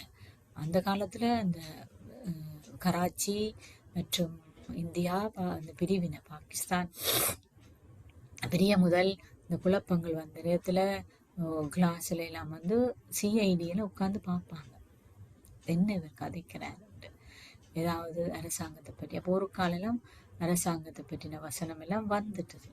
அப்போ அவையில் வந்து அதை கேட்டு போட்டு அவை வந்து என்ன சொல்லினோம்னு சொன்னா, இவர் வந்து எங்களுக்கு எதிராக நடந்து கொள்றார், இவருக்கு நாங்கள் பனிஷ்மெண்ட் கொடுக்கணும், இவரை நேரடியாக சந்திக்கலாதானே, சந்திக்க போறோம்னு பெர்மிஷன் கேட்ட உடனே சரி சந்திங்கன்னு சொல்லி அந்த சகோதரிகள் அவர் பிரம்ம பாபா அப்படியோ பாபா சிபாபாவில் இருக்கிறார் தானே, ரொம்ப சக்தி வாய்ந்தது தானே. அப்போ அவரை கண்டோட அவங்களுக்கு அவரை பனிஷ்மெண்ட் கொடுக்குறன்றதுக்கு பதிலாக சொல்ல வேண்டியதை சொல்ல வேணும்ன்றதுக்காக வந்து நிறைய பெரிய இன்டர்வியூ எல்லாம் வச்சு மணித்தாள கணக்கெல்லாம் கதைச்சிட்டு பாபா கண்டோடனே அது ஒரு நிமிஷமா மாறிட்டுது. இப்போ சொல்லிச்சுன்னா, இந்த வசனம் நீங்க பேசினது பிள்ளை. அப்ப பாபா என்ன சொன்னார், பாபாக்கு ரொம்ப தெளிவா இருந்தவர் என்னன்னா, நான் இல்லை, நான் ஒரு கருவி.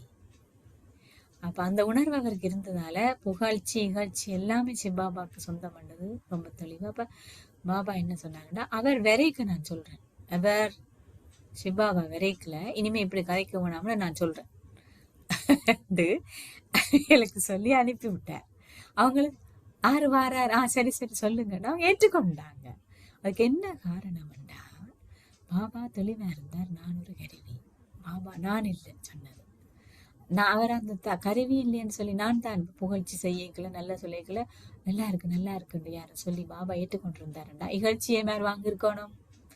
அந்த பேச்செல்லாம் அவருக்கு தான் சொந்தமா இருந்திருக்கு. பாபா இல்ல, நான் ஒரு கருவி. அப்ப இதுக்கு என்ன காரணம்டா, நல்லாசி தூயான்.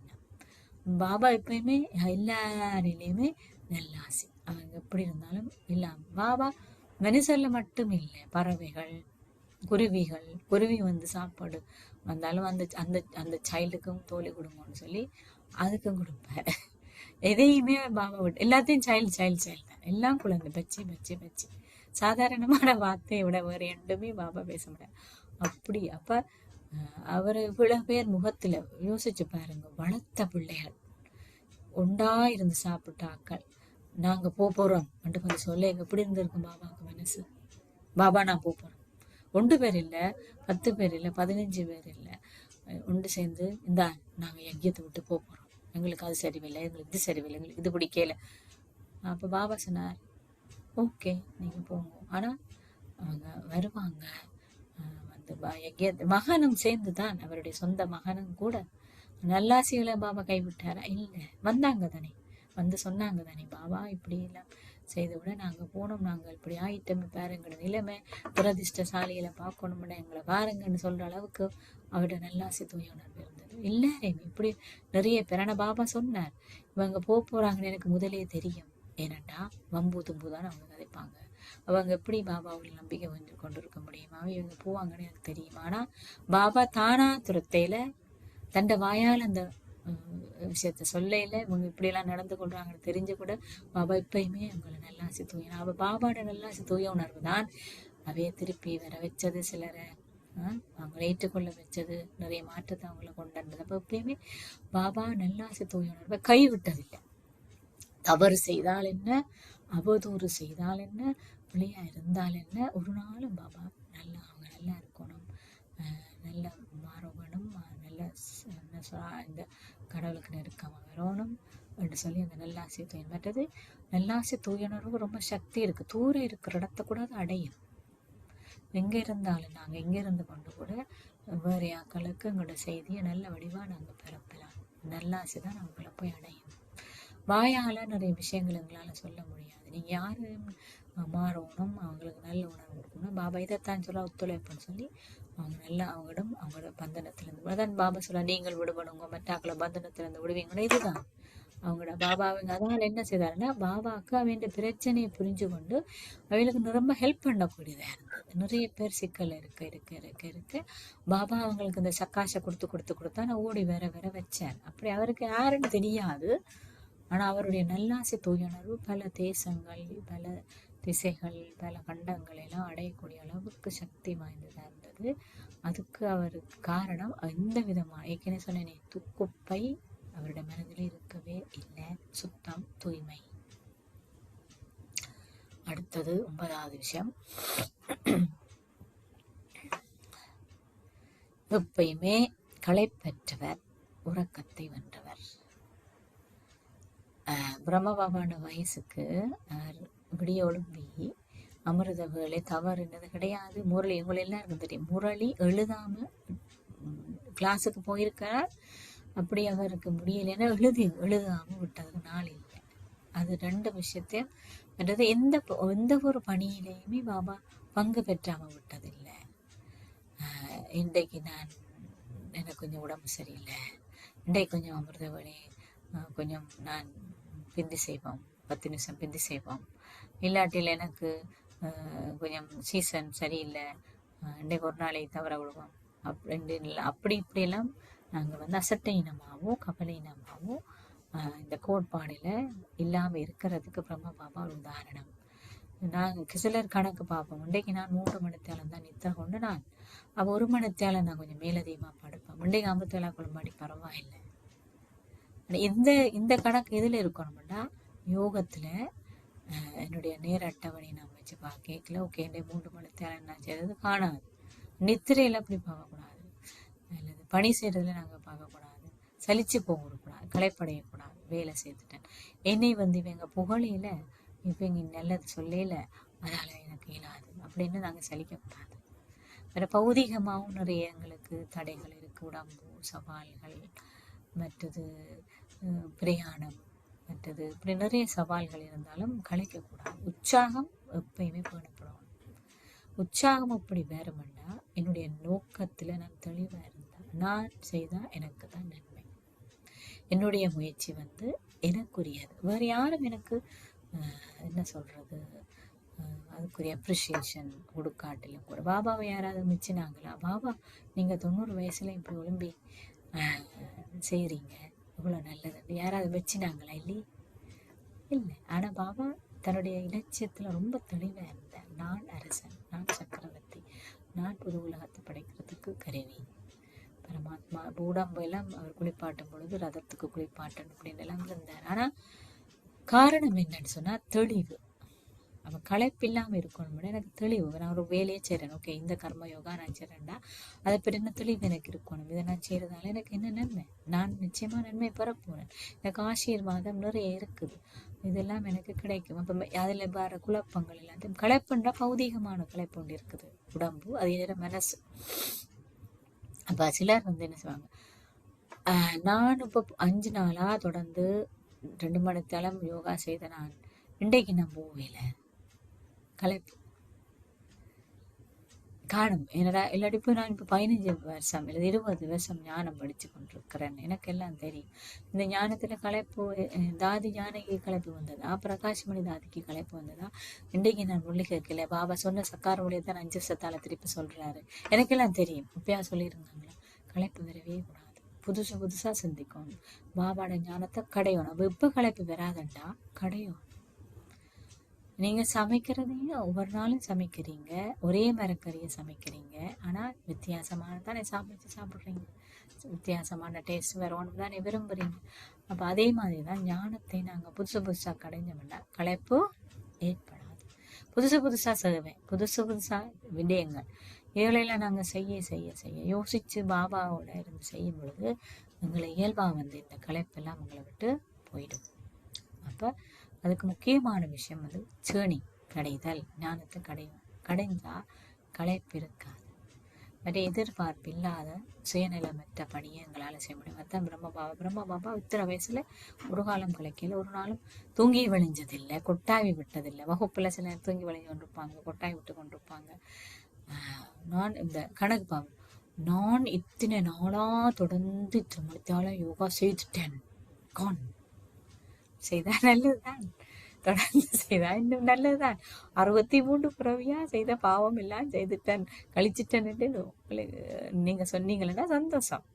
இப்ப பாபா வந்து இதெல்லாம் தெளிவா இருந்தபடியா தான் அவர் அப்படிலாம் சொல்ல இல்லை. அவருக்கு நல்லா தெரியும் தான் 90 இயர்ஸ் பாபா இப்போ 60 வருஷம் பிறகு வந்து இத்தனை வருஷத்துக்கு பிறகு இவ்வளோ கணக்கு இருக்கு, முடிக்கணும்னு தான் முயற்சி சார். அப்போ ஒரு பிஸ்னஸ் மேனாக இருந்ததுதான் புத்தி பாருங்க. எப்பயுமே தனக்கு வருமானம், தன்னுடைய பாவ கணக்கு, இந்த இலட்சியத்திலே இருந்தார். அது மாதிரி பாபா சொல்ல நான் மாறணும், என்னுடைய கணக்கு முடிக்க வேணும் என்று சொல்லி இந்த இந்த இலட்சியத்தில் இருந்தால் எனக்கு களைப்போ உறக்கமோ சில நேரம் லேட் ஆகும், பணி முடிய, சேவை முடிய அல்லது வேலை முடிய. ஆனால் மம்மா எல்லாம் உள்ளன மினிஸ்டரை சந்திச்சா 2:30 மணிக்கு விளம்புருவான் எல்லாம் பார்த்தா அதே மாதிரி பாபாவும் விடிய காலையில் விளம்புவார். அவர் ஒரு நாளும் இல்லை தவறினதில் சாக சரீரம் விடுறதுக்கு முதலும் எல்லா கடமையும் செஞ்சுட்டு தான், முரளியும் எழுதிட்டு தான் அவருடைய அன்பு விட்டார், வகுப்பையும் கொடுத்துட்டு தான் அவருடைய விட்டார். தவறுனதே கிடையாது. அப்போ களைப்பென்பது இருக்கக்கூடாது. அடுத்த கடைசி விடயம், என்றென்றும் தயார். 9வது, என்றென்றும் தயார் நிலை மற்றும் சகலகலா வல்லவர். பாபா வந்து எப்பயுமே இதுக்கும் ரெடி. என்ன வேலைனாலும் யஜ்யத்தில் அவர் போய் செய்வார். சமையலோ, அரிசி சுத்தப்படுத்துறதோ, நஞ்சனனை கான்களை விடுறதோ, அல்லது பிள்ளைகளோட விளையாடுறதோ, அது ஒரு பௌதீகமான விடயம். ஆனால் இந்த மனசில் எப்பயுமே ரெடி, தயார், எல்லாத்துக்கும் தயார். எனக்குள்ள எல்லா சக்திகளையும் நான் வச்சிருக்கிறேன், எல்லா நட்பண்புகளையும் நான் வச்சிருக்கிறேன். அப்போ நான் இந்த மூட்டை கட்டி இப்போ ஓகே, இப்போ ஒரு போர் வீரனுக்கு கட்டளை வருது, அதாவது ஒரு ஆர்மி கமாண்டரு கட்டளை வருது, இப்போ நீங்கள் வரணும்னா என்ன செய்யணும், டப்பண்டு வீட்டில் இருக்கிற எல்லா சூழலை விட்டு ஓடும், கொஞ்சம் பொறுங்கோ, இப்போதான் நான் சாப்பிட்டு கொண்டு, எல்லாமே இல்லை. அதே மாதிரி மரணம் வந்தால் நான் சொல்லி கொண்டிருக்கேன், அது இப்போ போகணும். பிரம்ம பாபா ரெடி, அவர் தயாராக இருந்தார். எல்லாத்தையும் மற்றாக்களையும் பொறுப்பு கொடுத்து தயார்படுத்தினா அதே நேரம் தானும் எப்போ போகணுமோ அப்போ அந்த நிலைக்கு எல்லா நேரமும் எல்லா சக்திகளையுமே வச்சு ரெடியாக இருந்தார். அதே நேரம் எல்லா வேலையும் அவருக்கு தெரியும், சகலகல அவராக இருந்தார். எல்லா பணியெல்லாம் எந்த நேரம் வேணுமோ அதே மாதிரி இந்த ஆதிமாருக்கும் எல்லாம் பழக்கினார். தெரியும், செருப்பு தைக்க கூட பழக்கினாருன்னு நீங்கள் பார்த்துருப்பீங்க. யஜ்யத்தில் சட்டி பானைக்கு உள்ளோரி இருந்து கழுவுறதுக்கு அவ்வளோ பெரிய பேருக்கு சமையறதுக்கு உள்ளுக்குள்ளோரி இருந்து தாதியை காணையில் இருந்து அப்படின்னா யானைக்கு தாதி கட்டை பார்த்தா சட்டி பெரிய கிடாரத்துக்குள்ள உட்காந்துருக்குறான், கழுவி கொண்டிருக்கிறான். காடாக சோட்டானே அதை விட நீங்கள் பார்த்துருவீங்க அந்த எல்லாம் அவ்வளோ பெரிய பெரிய பாத்திரங்கள் எல்லாம். அப்போ அதையெல்லாம் இப்போ யாரும் அதெல்லாம் எல்லாத்தையுமே இந்த நேரமும் செய்ய நாங்கள் எல்லாட்டி என்ன செய்வோம்னா நாங்கள் அவர் எனக்கு இது செய்யலை, இவர் எனக்கு செய்யலை, நாங்கள் யோசிப்போம், கவலைப்படுவோம், வேதனைப்படும், தங்கி இருப்போம். பதிலாக எல்லா பணி நீங்கள் எல்லா சகல சக்திகளும் மற்றும் எல்லா கலைகளும் எங்களுடைய சொந்தம் தானே. நாங்கள் 16 கலை நிரம்பினவங்க தானே, முழுமையான சம்பூரணமானாக்கள் தானே. அதால் நாங்கள் எல்லா விஷயங்களையும் பௌதிகமாகவும் தெரிஞ்சு வைக்கணும். ஆனால் உள்ளாட்டமாக எனக்கு அந்த எப்பயுமே நான் ரெடி. பாபாக்கு வரீங்களா, இதுக்கு ஓகே நான் ரெடி. காரணமே நான் சொல்ல மாட்டேன், என்னன்னா நான் நிறைஞ்சிருக்கிறேன். சொல்ல நீங்கள் முகில் வந்து நிறைஞ்சிருந்தா அங்கே போய் மழை பெய்யணும்னு பார்த்து கொண்டிருக்குமா. அதே மாதிரி ஆத்மாக்களை நிறைஞ்சிருந்தா எதுவுமே சொல்லாது. அது இல்லை, அது சரியில்லை, இது சரியில்லை, அங்கே போனால் அப்படி நடக்கும், இங்கே போனால் இப்படி நடக்கும், அப்படியானாலும் இப்படி என்று நான் தயாராக இருக்க முடியும். பாபா கூப்பிட்டாலும் அது போயிடாது. பாபா கொஞ்சம் போங்க, இப்போதான் என் பேரப்புள்ள பிறந்திருக்கு, நான் கொஞ்சம் அதை பார்த்துட்டு வாரேன். முடியுமா? முடியாது, போய்த்தான் ஆகும். பாபா விட்டுட்டா போறாரு, எல்லாரும் போத்தான். பாபா சொன்னாரு, நான் என்ன பொருட்படுத்தணும், ஒப்பந்தமா உங்களை மாற்றி குறை இல்லாம ஆக்கி கொண்டு போய் சேர ஒப்பந்தமா. அப்ப நான் ரெடியும் இல்லையோ நாடகம் என்ன ரெடி பண்ணும். ஆனா நாடகம் ரெடி பண்ணா அது பெயின்ஃபுல். அடிச்சு படிப்பிக்கிற டீச்சர், அது பாபாவுக்கு விருப்பம் இல்லை தானே. எனக்கு எதெல்லாம் நான் பிடிச்சி வச்சுக்கணும் அதை என்னட்டு பறிப்பு வரைச்சு கொண்டு நாடகம் போகுது. அதில் விட பாபா சொல்ல, நீங்க ரெடியா இருங்க, நீங்க சொல்லுங்க பாபா நான் ரெடி, நீங்க எங்க அனுப்புறீங்களோ என்ன செய்வீங்களோ நான் ரெடி, மனசு ரீதியாக எல்லா விஷயத்துலையுமே. அப்ப எனக்கு அதுக்கு நிறைய சக்திகள் குணங்கள் எல்லாம் நிறைஞ்ச நிலையில நான் இருக்கணும். அப்ப அந்த நிறைஞ்சிருந்தா தான் என்னால எல்லாத்தையும் செய்ய முடியும். அடுத்ததாக பரந்த மனம் மற்றும் ஆதாரமூர்த்தி.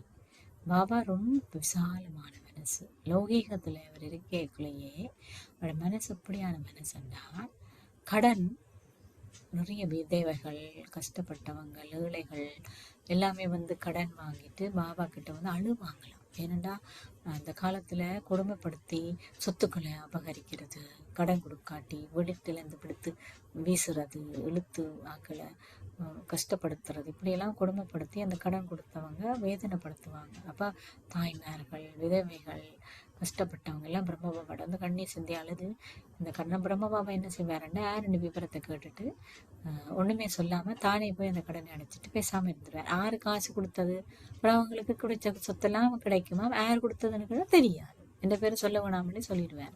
அப்படின்னு சொல்ல அங்கே ஒரு கை கொடுத்தா மற்ற கை தெரியாது, வெள்ளது கை, அது மாதிரி பரந்த மனசு. இப்படியானவர் என்ன செஞ்சவன்னா ஒரு குழந்தையனுடைய குறைபாடு, பலவீனம் எதையுமே மனசுல வச்சிருக்க மாட்டார்.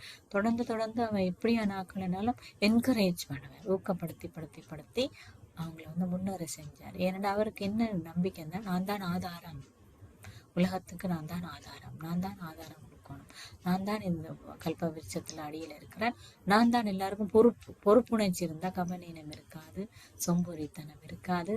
நிச்சயமா அந்த ஆதாரம் நான் தான் பெரிய ஆள். இப்போ வீட்டில் மூத்துல பிள்ளை சில வீட்டில் பெரிய அக்கா மாதிரி இருந்துச்சுனோம்னா டாக்கள் எல்லாம் என்ன மாதிரி என்ன செய்யணும், தங்கச்சி மாதிரி எல்லாம் என்ன செய்யணும், தம்பி மாதிரி என்ன செய்யணும்னு பார்த்துக்கொள்ளணும், ஒரு ரெஸ்பான்சிபிலிட்டி இருக்குது. அது மாதிரி நாங்கள் தான் மூத்தாள், நான் தான் பெரிய அக்கா, நான் தான் பெரிய அண்ணா, நான் தான் இந்த கல்ப விருட்சத்தில் இருக்கிறேன், அப்போ நான் தானே ஆதாரம். எப்படி நான் கவனீனமா இருக்கிறது, நான் எப்படி சோம்பேறித்தனமா இருக்கிறது, நான் எப்படி அசட்டைனமா இருக்கிறது, எல்லாரும் யோசிச்சு பாருங்க. நான் இன்னைக்கு நான் இந்த தம்பி ஒழிப்பு விளையாடி தம்பி படிக்காது அப்படி யோசிக்கலாம் என்ன செய்யணும், தானும் ஒழிப்பு தம்பியும் ஒழிப்பு விடுவேன். அது மாதிரி இந்த உலகத்துல இருக்கு நாண்டை குழம்பாடி இந்த உலகத்துல இருக்கு இதெல்லாம் நித்திரை ஆயிடும். இந்த மற்ற அரைவாசி முக்காவாசியா இருக்கிறதெல்லாம் இப்படி வீட்டை கூட்டிட்டு போறது, இதோட எல்லாம் சரிப்படுத்தணுமே. ஆதாரம் பிரம்ம பாபா இதைத்தான் செய்தார். எல்லாரும் விஷஸ் கொடுத்து காசு கொடுத்து கொடுத்து கொடுத்து கொடுத்து உங்களெல்லாம் அவர் எண்ணத்தின் மூலம் தான் வர வச்சிருக்காரு, வச்சுதான் நீங்க எல்லாம் உருவாக்கி இருக்கிறாங்க. எனவே நேரம் வந்துடுது. பிரம்ம பாபாவுடைய சிறப்பியல்பை காய்ச்சிட்டே போகிறேன். 25க்கு மேல அவருடைய சிறப்பியல்பு இருக்குது. ஒரு சிலதை மட்டும் நான் தேர்ந்தெடுத்து இன்றைக்கு வந்து உங்களோட பகிர்ந்து கொள்றதுக்காக நான் ரெடி பண்ணி கொடுத்தது. மேல நிறைய சிறப்பியல்புகள் இருக்குது, நீங்க நிறைய கேள்விப்படுவீங்க. எனவே சிறப்பியல்பு பிரம்ம பாபாவின் சிறப்பு அம்சம் ஒன்று புத்தாமே இருக்குது, எல்லாருக்கும் தெரியும் நினைக்கிறேன். இந்த மாசத்துல கொஞ்சத்தையாவது ஏதாவது ஒன்றையா ரெண்டையாவது நான் எடுத்து என்னுடைய நடைமுறை வாழ்க்கையில, உதாரணத்துக்கு பாபா பணிவா இருந்தார், அப்ப இந்த மாசம் நான் எவ்வளவு தூரம் எல்லா சந்தர்ப்ப சூழ்நிலையிலையும் பணிவா இருக்கிறேன் செக் பண்ணி பார்க்கலாம். இருக்கிறேன்னா ஒரு சந்தர்ப்ப சூழ்நிலையும் பணிவாய்மை. ஒவ்வொருத்தருக்கும் ஒரு பிரச்சனை இருக்கு, அவைவின குறைபாடுகளுக்கும் பலவீனங்களுக்கும் சிறப்பு இயல்புக்கும் ஏற்ற மாதிரி. அப்ப பாபா இப்படி ஒரு சந்தர்ப்பத்தில் நடந்தார், நான் எப்படி நடக்கிறேன் பாருங்க. பாபா களைப்பு சில நேரம் கொஞ்சம் பஞ்சி அலுப்பு கவனீனம் இருக்கிறார்கள். பாபா டயர்டு இல்லாம இருந்தார், களைப்பு இல்லாம இருந்தார், எப்பயும் விழிப்போட இருந்தாரு, எந்த விஷயத்திலையும் கொஞ்சம் அசட்டையினமா இருக்கிறாள். பாபா துல்லியமா தான் இருப்பார், நானும் துல்லியமா இருக்கிறேனா. அப்படி சில சிறப்பு இயல்புகளை நான் எடுத்து என்ன கேள்வி கேட்டு பார்க்கணும், நான் இதை கடைப்பிடிக்கிறேனா அப்படி. ஏனண்டா அட்டவணை பாபாவரே சொல்வார், பிரம்மா பாபா அட்டவணை வச்சு நாளாந்தம் தன்னுடைய முன்னேற்றத்தை குறிச்சு கொண்டேன்.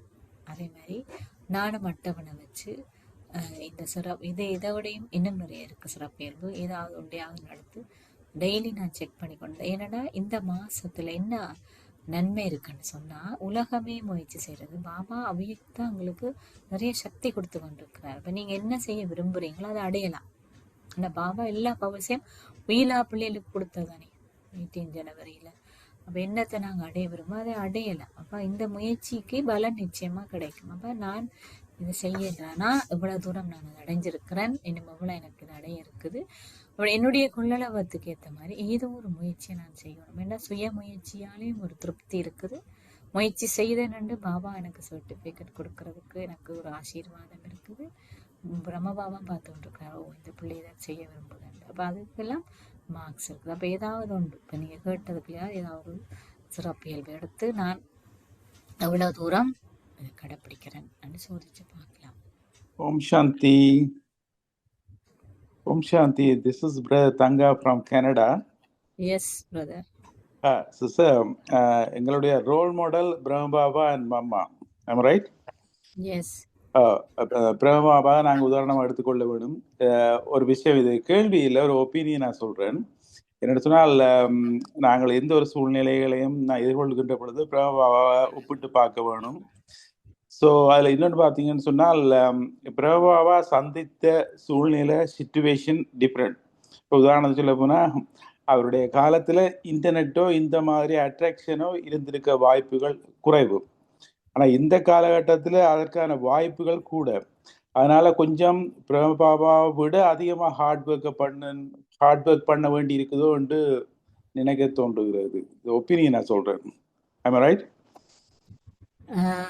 ரெண்டும் இருக்குது. இப்போ பிரம்மா பாபா காலத்தில் இன்டர்நெட் இல்லை, அது சரி. அதே நேரம் இப்போ இந்த காலத்தில் வந்தவங்களுக்கு முயற்சி செய்கிறதுக்கு நிறைய சாதனம் இருக்குது. அவருக்கு சாதனம் இல்லை, முன்னுதாரணம் இல்லை. அப்போ அவர் செய்த ஹார்ட் ஒர்க் தான் கூட. நாங்கள் செய்கிறது பழம். பாபா நடுக சொல்லுவார், உங்களுக்கு எல்லாரும் செய்து மற்றது உதாரணங்கள் நிறைய முன்னால் இருக்கணும் எங்களுக்கு பார்க்கறதுக்கு. இப்படி செய்தா இப்போ ஒரு கணக்கில் நாங்கள் செய்தால் அதனுடைய முடிவு இது வருமென்று தெரிகிற மாதிரி, இப்படி செஞ்சால் இது வருமென்ற விளைவு எங்களுக்கு தெரியுது. ஏன்னா நிறைய பேர் நாங்கள் முன்னால் உதாரணங்களை பார்க்குறோம். பிரம்ம பாபாவுக்கு அதெல்லாம் இருக்கே, இப்படி செய்தால் என்ன நடக்கும், இது நடக்காது, இப்படிலாம் அவர் சிந்திக்காத அளவுக்கு அவருக்கு நம்பிக்கை. அப்போ அதால் ப்ளஸ்ஸும் மைனஸும். இப்போ அவருக்கு இன்டர்நெட்டு வசதி இல்லாதது முயற்சி செய்கிறதுக்கு ஒரு காரணமாக இருந்திருக்கலாம். அதே நேரம் எங்களுக்கு இப்படியெல்லாம் மக்கள் முன்னால் இருக்கிறது, இப்படி அனுபவங்கள் எல்லாம் கேட்கறது, நிறைய பேர் அனுபவங்கள் எல்லாம் நீங்கள் கேட்குறீங்க. இதெல்லாம் உங்களுக்கு என்ன செய்யணும், இன்னும் உச்சாத்தையும் முக்கத்தையும் கூட கொடுக்கணும். உண்மையா என்னன்னா இந்த நாடகத்தில் யார் இந்த டைமில் வரணும்ன்றது நிச்சயிக்கப்பட்டிருக்கு. என்னன்னா பிரம்மபாபா போல எங்களுக்கு ஒன்றுமே இல்லாமல் இருந்திருந்தா நாங்கள் முயற்சி செஞ்சு சம்பூர்ணம் அடைஞ்சிருப்போமான்றது சிவனுக்கு தெரியும் தானே. அப்போ அதால தான் பிரம்மபாபாவுக்கு மட்டும்தான் ஒரு தரும் உதாரணம் இல்லாமல் வரக்கூடிய ஒரு தகுதி இருந்தது. அதெல்லாம் அவரை கருவி எடுத்திருக்கிறார். எங்களுக்கு நிறைய பேரை பார்க்க வேணும், கேட்க வேணும், அனுபவங்கள் தேவை. நாங்கள் சாப்பிட எல்லாம் கடைஞ்ச சாப்பாடு தான் சாப்பிட நாங்கள் ரெடி, அவருக்கு தெரியும். அதெல்லாம் அந்த டைமில் எங்களை எடுத்திருக்கார். சரியா? தேங்க்ஸ். ஓகே.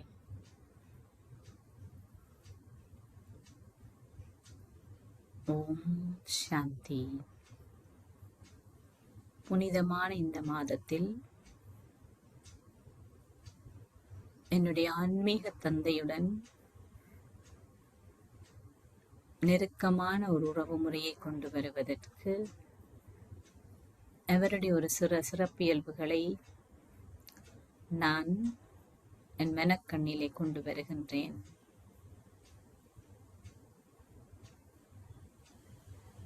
பாபா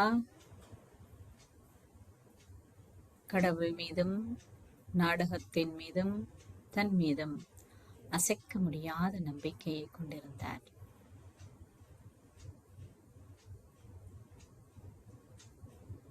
எந்த ஒரு சந்தர்ப்ப சூழ்நிலையோ அவரை கொல்ல வந்த பொழுதும் கூட அவரை யாராலும் அசைக்க முடியவில்லை. ஒரு சிங்கத்துக்கு எரிகின்ற தீ பயத்தை கொடுக்கும். அதுபோல பிரம்ம பாபாவுடைய யோக அக்கினி, அவருடைய நம்பிக்கை மாயையை தூரவே விலத்தி விட்டது.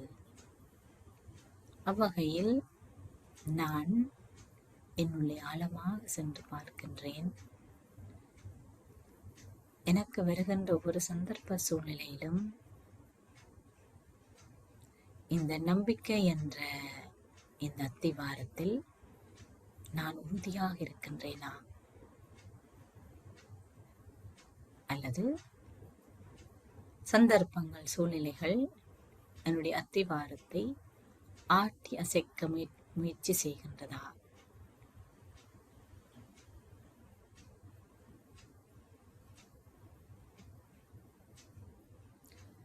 அவ்வாறு ஏதாவது எனக்குள்ளே ஒளிந்திருந்தால் சந்தேகம், கேள்வி, அவநம்பிக்கைகள் எதுவாயிருந்தாலும் அனைத்தையும் நான் இப்பொழுது மானசீகமாக பாபாவிடம் ஒப்படைக்கின்றேன். பாபா, நான் இந்த விடயங்களை இன்றிலிருந்து விட்டுவிடுகிறேன். நானும் பிரம்மா பாபா போல் ஒரே ஒரு பாபாவே, வேறு எவருமே இல்லை. என்ற அந்த நிலையில் என்னை உறுதியாக்கப் போகின்றேன். நம்பிக்கையே வெற்றிக்கு உத்தரவாதம்.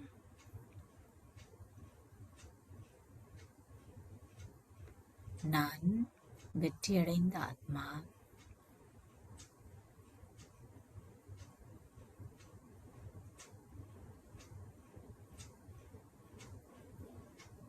அவ்வாறு பரமாத்மாவுக்கு நெருக்கமாக வரும் பொழுது எனது புத்தி எந்த திசையிலே ஈர்க்கப்படுகின்றது? என்ன விடயங்களிலே நான் இன்னும் மோகத்தை பற்றிக் கொண்டிருக்கின்றேன் என்றும் சிந்தித்து பார்க்கிறேன்.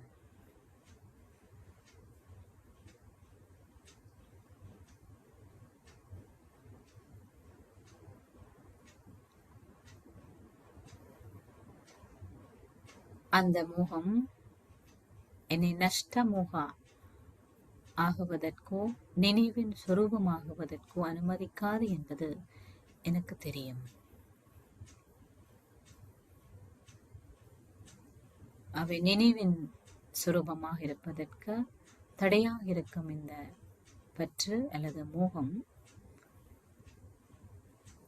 இதில் அல்லது வெற்றில் அல்லது என்னுடைய அதை உடலாயிருக்கலாம், உறவினராயிருக்கலாம், பொருட்களாயிருக்கலாம், சேவையாயிருக்கலாம், இடமா இருக்கலாம், உடைமைகளாக இருக்கலாம், எதுவாக இருந்தாலும் அதையும் நான் ஆழமாக சிந்தித்து பார்க்கின்றேன். எது எனக்கு சந்தோஷம் கொடுக்கின்றது? அந்த பொருளா, அந்த நபரா, அல்லது அந்த விடயம் என்னுடன் கூட இருக்கும் பொழுதா, அல்லது பாபா மட்டும் இருக்கும் பொழுதா?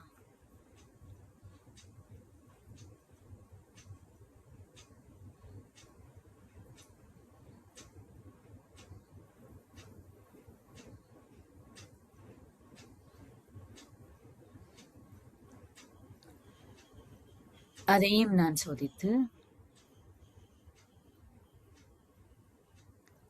அதிலிருந்தும் விடுபடுவதற்கான திட சங்கல்பத்தை எடுத்துக்கொள்கின்றேன். என்னுடைய இதயபூர்வமாக நேர்மையாக பாபாவுக்கு நான் அதை அர்ப்பணிக்கிறேன்.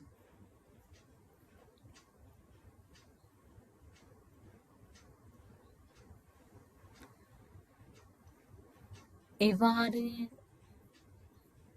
பாபாவுக்கு சமனாக வருவதற்கு இருக்கின்ற ஒவ்வொரு சிறு சிறு களைகளை நான் அகற்றுகிறேன். அவருடைய சிறப்பியல்புகளை என்னுள்ளே எடுத்துக்கொள்வதற்கு முயற்சி செய்கின்றேன். தினமும் அட்டவணை வைத்து சோதித்து பார்க்கிறேன். நானும் பாபாவும்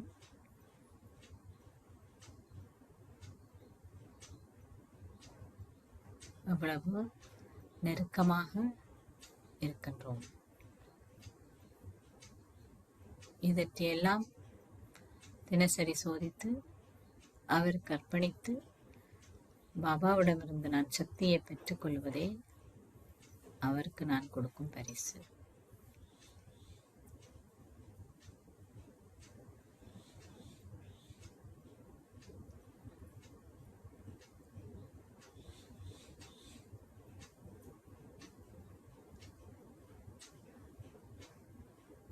பாபா, நான் உங்களுக்கு நெருக்கமாகவும் சம்பூர்ணமாகவும் ஆகுவதற்கான முயற்சியை நிச்சயமாக செய்வேன். இதில் அலட்சியமாக இருக்க மாட்டேன்.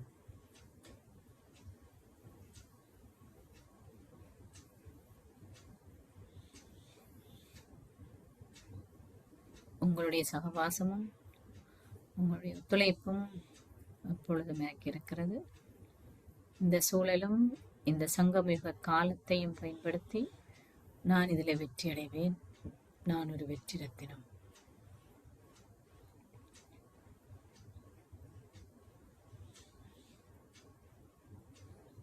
ஓம் சாந்தி சாந்தி சாந்தி.